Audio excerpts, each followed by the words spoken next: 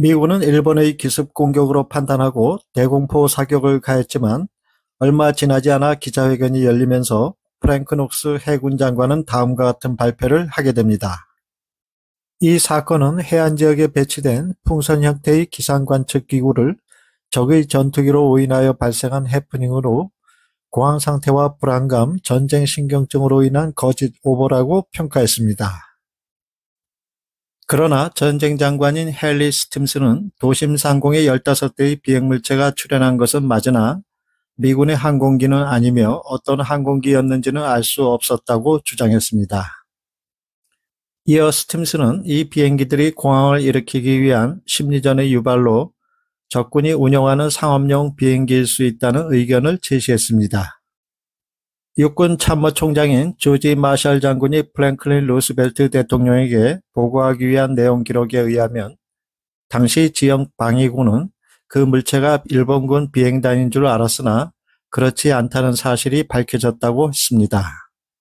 3시 15분부터 4시 15분까지 1430발의 대공포가 퍼부어졌고 이날 15대의 물체는 9000피트에서 18000피트 상공 사이를 날고 있었으며 매우 느린 속도에서 시속 720km나 되는 빠른 속도로 불규칙한 비행을 했습니다. 이들 물체가 적군의 비행기가 아님을 확인한 것은 다음과 같은 이유에서였습니다. 첫째, 폭탄 투하가 없었음. 둘째, 아군의 피해도 없었음. 셋째, 대공포화에 의해 추락한 물체도 없었습니다. 넷째, 미 육군이나 해군 소속의 비행기가 출격한 적도 없었다고 당시 상황을 설명했습니다. 당시 목격자인 더글라스 항공기 회사에 근무하는 폴 콜린즈는 공습 경보가 울릴 즈음 차를 타고 귀가하다 남쪽 지평선 가까이 떠있는 밝고 붉은색을 띤 광원을 보았다고 했습니다. 그는 말하기를 그 물체들은 갑자기 나타나기도 하며 공중에 떠있는 것 같기도 했습니다. 몇몇은 순간적으로 어둠 속에 사라지는 듯하며 나머지 물체는 일정 높이에서 공중에 채공 상태로 있었습니다. 대략적인 높이는 10,000피트 정도였고 5분이 지나지 않았을 때 지대공 포화가 불을 뿜기 시작했습니다. 라고 말했습니다.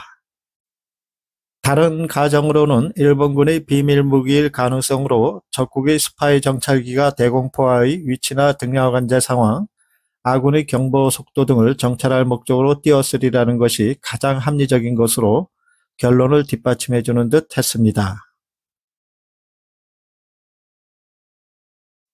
그런데 이 LA 대공습 사건에 대한 마샬 장군으로부터 루스벨트 대통령에게 보고된 진위가 의심되는 비밀문서의 존재에 대한 정보가 돌아다녔습니다. 이 문서에는 육군이 파격적인 상황을 복구했다고 나와 있습니다. 로스앤젤레스 동쪽의 함정과 해군정보국장인 월터 앤더슨 소장도 전쟁부의 해군이 미확인 비행체를 회수했다고 알렸습니다. 이 본부는 이 미스터리 비행기들이 사실 지상에 기반해 있는 것이 아니며 비밀정보원에 따르면 이 우주 비행체들은 행성 간에 기원했을 가능성이 높다는 결론을 내렸습니다. 그런 다음 마샬은 이 현상을 조사하기 위한 특수정보부대를 구성하라고 명령했습니다. 이것이 행성간 현상연구소로 추정됩니다.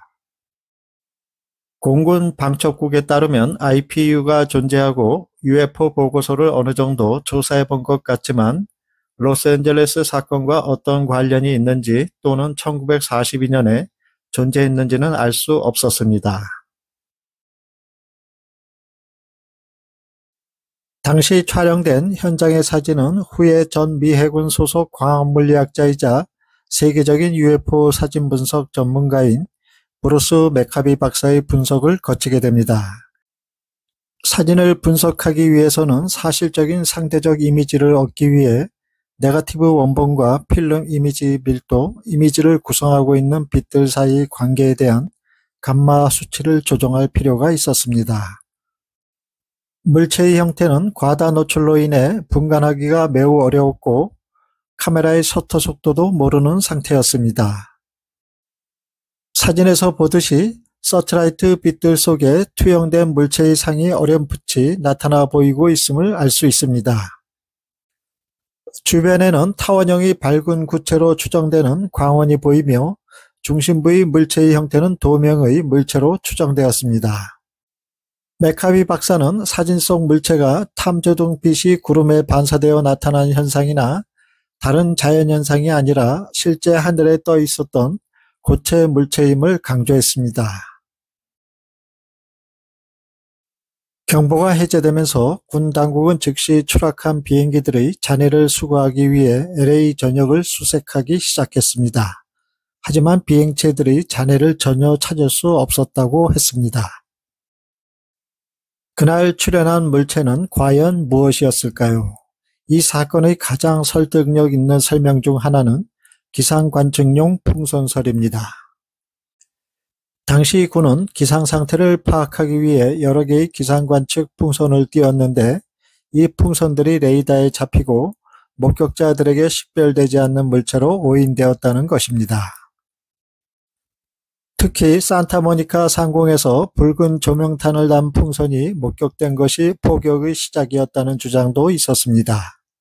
1949년 미국 해안포병협회는 1시 정각에 띄운 기상관측 기구가 모든 사격의 시작이었다고 결론을 지었습니다. LA 대공습은 일본군이 아닌 미군이 올린 열기구를 착각하면서 시작되었다는 것입니다. 1983년에는 미 공군 역사사무소가 이 사건이 길을 잃은 기상관측 기구에 의해 촉발되었으며 빗나간 포탄 폭발로 인해 악화된 전쟁 신경 사례라고 결론을 내렸습니다. 따라서 당시 군사적 목적으로 기상관측용 풍선을 오인했을 가능성을 배제할 수 없다는 점과 풍선을 이용한 적의 침투 시도 가능성 또한 충분히 고려해야 할 요소입니다. 그 다음은 80년이 지난 후 지구상의 어떤 나라 항공기도 대공포를 맞고 아무런 손상도 입지 않은 채 계속 날아갈 수 있는 항공기는 없다는 것입니다. 목격자들은 LA타임스 기자들에게 포탄이 비행체 주위에서 환을 그리며 폭발했다고 말했습니다. 즉 폭발 지점의 위치가 비행체에 접근하지 못했다고 하는 주장입니다. 또한 당시 사진에 나타난 물체의 모습과 1400발 이상의 대공포탄 사격에도 불구하고 단 하나의 풍선도 격추되지 않았다는 점 등을 들어 풍선설에 대한 의혹이 제기되었습니다. 그렇다면 UFO 출현이 이 사건과 관련이 있었을 가능성은 없었을까요? 그 근거가 될 만한 단서를 제시하면 다음과 같습니다. 해당 물체의 이동 속도가 빨라 레이더에 잡혔다가 사라지기를 반복했다는 것입니다. 레이더에 포착이 되면 매우 느리게 보이다가 갑자기 속도가 빨라지고 맴돌다가 갑자기 매우 빠르게 움직이며 낮은 고도에 있다가 다시 높은 고도에 나타나는 기이한 능력을 보였다는 것입니다.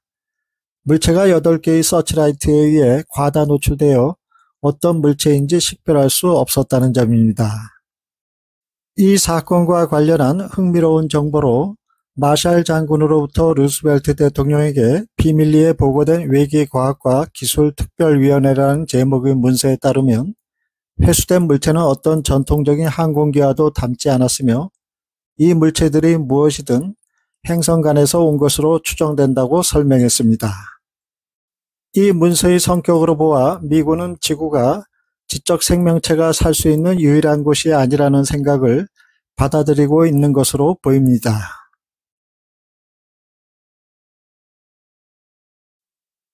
센터는 LA 대공습 사건의 면면을 살펴보면서 이 사건에서 석연치 않은 몇 가지 점들이 의혹을 불러일으켰음을 알 수 있었습니다.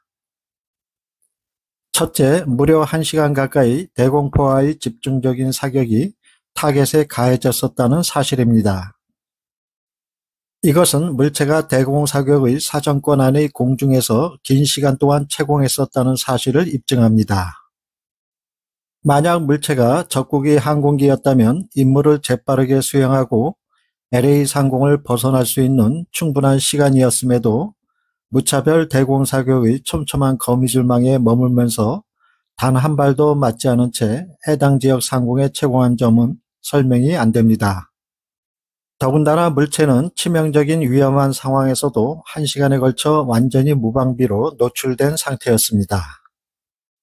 둘째, 미군 당국의 발표대로 신경과민으로 인한 오인 사건이거나 기상관측용 풍선을 오인했다는 공식 발표는 논리적으로도 들어봤지 않습니다.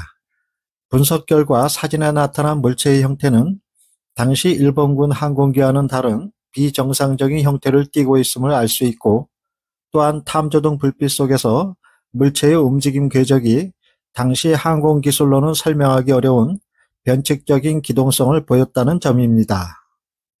이로써 미군 당국의 공식 발표는 사진 및 목격자 진술과 일치하지 않는 부분이 많고, 이는 미군이 사건의 파문을 조기에 잠재우기 위해 무마시키기 위한 진실의 은폐 가능성을 역력히 보여줍니다.